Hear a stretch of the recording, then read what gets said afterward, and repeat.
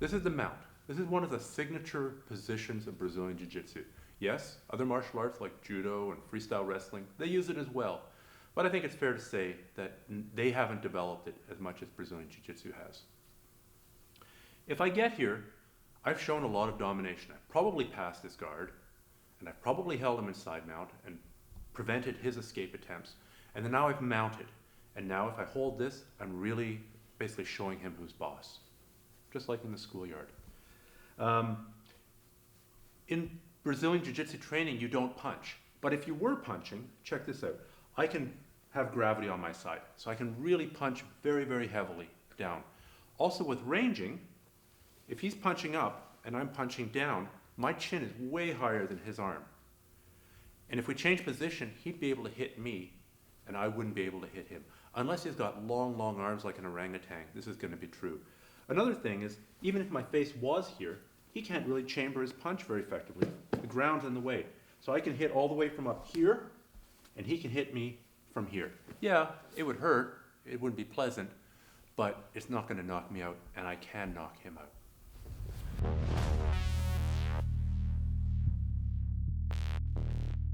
So let's look at some of the common variations of mount. This here is regular mount. I'm sitting more or less on his belly.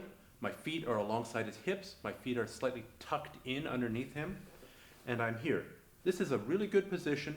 It does have one small disadvantage though, that's if he bridge up, I'm sitting right on the part of his body that moves up and down. So to counter that, I can either move up or I can move down. If I move into high mount, if he gives me the space underneath his armpits, and I slide the knee in, and I slide the knee in, now I'm in high mount, bridge. See? I move up maybe half or a third as much as I was when I was sitting on his hips. Lift up. I'm lifting up only a tiny bit because his chest doesn't move very much. His hips move. I don't care what his hips do. The other option to stabilize against a wildly bucking opponent is to come underneath the head, to lower myself. My legs are either going to grapevine his legs, like this, or I'm going to cross my feet underneath his hips. Here and here, come underneath an arm, either grab here or out here, and either have my legs crossed or grapevine. I should be able to put a lot of weight onto him. The way I do that is by taking the weight off of my knees. We're here, I can hear him exhaling. That means he's bearing my weight. Try this with your training partner. If he's not feeling the pressure of your hips driving into his belly, you're not doing it right. If I am hooking his head, I don't want to be over him here because if he gets his legs free and he bridges, if my weight's in the middle and my arm's trapped, I can't pull it out. So if I do hook the head, I want my weight to be out here. That way when he bridges, he has to bring my weight all the way over. The other option is to go here and get my head down on this side. Also helping kill the bridge. Here, he can bridge and turn into me no problem. If I turn his face with my shoulder, bridge into me, no, he can't do it. He gets a free chiropractic adjustment if he tries to bridge into me. So turn the face when you're in low mount. So here's another kind of mount that you should be familiar with. If Don turns onto his side, if he's real small and my legs are long, it doesn't much matter because he can't lift me up. But even here, the weight's beginning to come off my knees. As he turns like here, my weight can be down. As he turns sideways, his hips are broader than they are deep, so my weight has come up. I'm unstable now. I'm going to switch to something that's called either technical mount or triple attack mount, or some people call it three-point mount. Basically, one foot in the hip, my knee is down by his head, and the other foot is up here. I'll show it to you on the other side. Here, I can attack his arm, I can work the choke, and I can go to his back. If he continues turning, keep on turning, no, away from me. The hooks go in very nicely for rear mount. So we're here, I turn to a three-point mount, he comes back, I go back flat, he goes this way. See how the knee is right behind the head. This is a common error to try doing a 3-point mount here. I want to be up, right behind the head, and generally I want to be hooking the arm. The final kind of mount I want to talk about today is, some people would call it a specialty mount, but it's a great way to put a ton of pressure on his diaphragm. And if you get anything out of today, get this concept that if you're putting a lot of weight on his diaphragm, it's hard for him to breathe, he'll do stupid things to get you off, and he'll get tired faster. So if I can slide one of my knees up, maybe I'm attacking his throat and he brings his hands up to protect, great. Now I have a route to bring my knee up at least level with his ear. I pull his other elbow up and I flip my leg here. I'm not done yet. I've got to rotate a little bit this way. Come under his head and grab my own shin. This is called S mount because my legs make an S. If I'm doing this right, lifting his head and not having any weight on this knee, all this weight is going on his diaphragm. From here, he might do stupid things like push me away. If he pushes me away, I take the arm bar and I finish him. So we did regular mount, we did high mount, low mount, technical mount, also known as 3-point mount or triple attack mount, and we did S mount.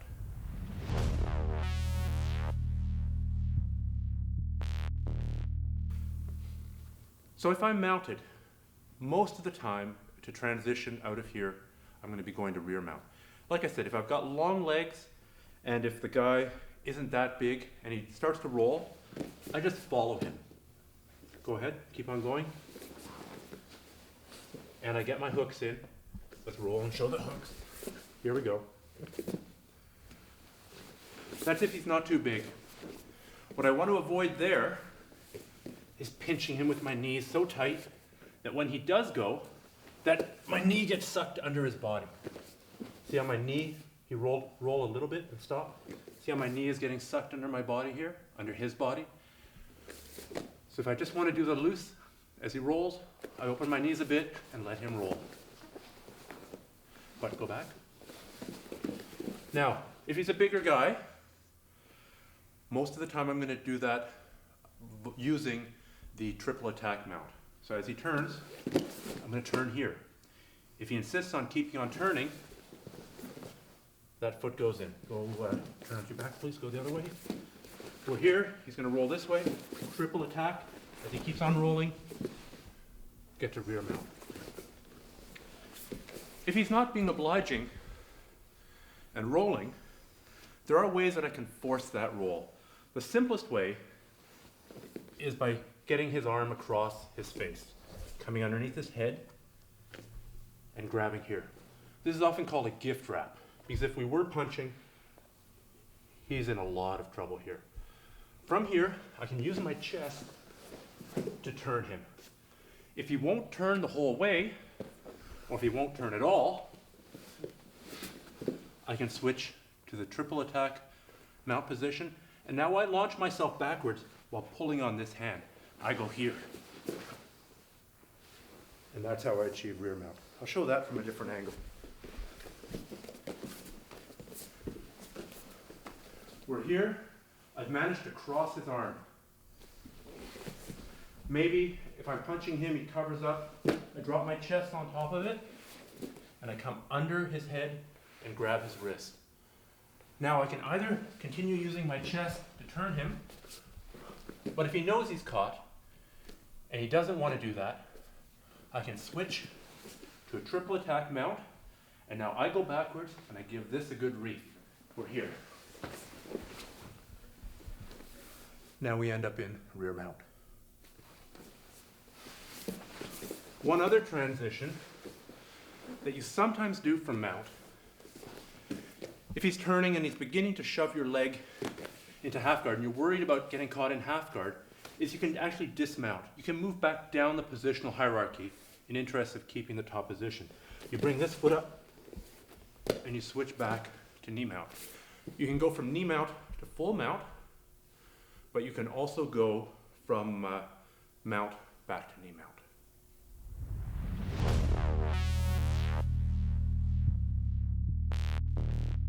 Okay, so I'm having a bad day on the mats and he's mounted on me. Here's what I don't want to do. I don't want to try pushing him off here. This should be pretty obvious by now why not. I'm totally giving him my arms or high mount. If he just slides his knees up, now I'm in a really bad position. He doesn't even need to swing for the armbar. He can armbar me right there. The other thing I see a lot of people doing is they know a bridge is important for escaping. So they'll bridge and they'll stay bridged. They'll be here, and they'll stay bridged. This does nothing. All this does is burn your energy. You bridge in order to roll him. I'll show that to you later, but don't stay bridged. Try also not to let him entangle your legs with his own legs. Grapevine here, or crossing his ankles underneath your legs. Cross your ankles, please. This makes it really hard to do any of the escapes. If you find yourself here, you're going to start pushing down. Go back. I'm going to take my legs and I'm going to put it down on top of his legs until I open them up and get back to good posture. Get off me, please. Good posture in when you're mounted looks like this. One leg is up. The heel pretty much tight against your bum. You're going to be turned slightly on one side. You don't want to be turned all the way because you're giving him your back. You want this shoulder slightly elevated. You want your hands up, sort of the Home Alone scream position, or you can go here. So 1 or 2. This foot, this is subtle. This leg is straight, but it's turned outwards. You'll see why in a second. This gives him some room to come underneath the leg. This makes it a lot harder for him to come underneath and also opens up one of your primary escapes.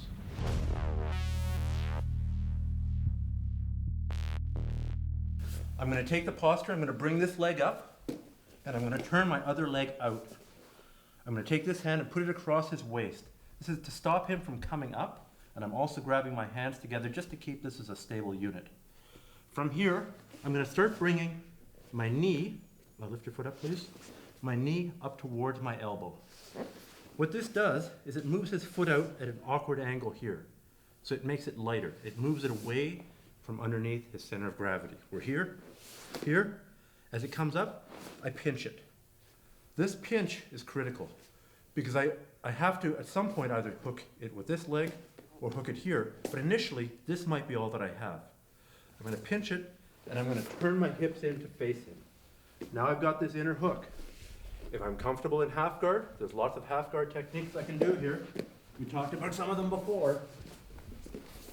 The foot grab sweep, or I can go back to close guard or half guard or open guard. Just show that from a different angle here. We're here. I'm sorry, mount. We're here, here and here. My legs are in correct posture. I start moving out. I push his leg between my own legs. I turn in. We're here. I look over. And I go to close guard. Now, obviously, he's going to be fighting you every step of that way. Sometimes you're going to use that technique to put him in half guard and sweep him from half guard. Sometimes you're going to use that technique and get him in your close guard. Sometimes you're going to get it almost, and he's going to dismount and get you in side mount, in which case it's important to be able to adapt and then start using your side mount escapes. The other bread and butter escape from mount that you need to know is the bridge, or the upa. We're here. Donna's mounted. If he's punching me, I need to stop getting hit in the face. So as he's punching me, one thing I can do is protect my face here, but I can bridge, right? As I bridge, especially if he's going crazy with both hands, he has to close his hands in order to avoid getting swept. What I do here is I reach up and I grab his hand. It's kind of like a tie clinch. There are ways that you can wrap his arm here, but actually I find that that is dangerous for the fingers and it's slower. But if his hands are up here, I snap it down to my chest, I step over his foot. Now I've got his hand trapped and his foot trapped. Everything's trapped on one side, and now I bridge a second time. I bridge as high as I can, and then I turn in the direction that I want to take him. So let me show it without a partner here. We're here. Whether he's just sitting up on me or whether he's punching, I'm going to bridge. He puts his hands down. I reach up and I pin it to my chest. I step over the foot and I bridge up and then turn a second time. Do not stay bridged as you're between those two bridges. That'll kill your power and you won't have anywhere to go for the second bridge. Just gonna show it again. Maybe at speed, we're here. Let me just, one more thing. When I'm here, I keep my elbows down. I don't want to be here because again, he can just slide his knees up. So even though I'm worried about my face, I'm also worried about him getting a better position and hitting me even harder. So my elbows are down, my hands are up. This helps protect my collars. If he's hunting for my collars to choke me, I can maybe hand fight or grip fight here. I do a bridge, I grab, step over, and I bridge a second time. Be careful here. See, my elbow's a little bit close to being cross center line. If I'm sloppy here, he can swing to an armbar.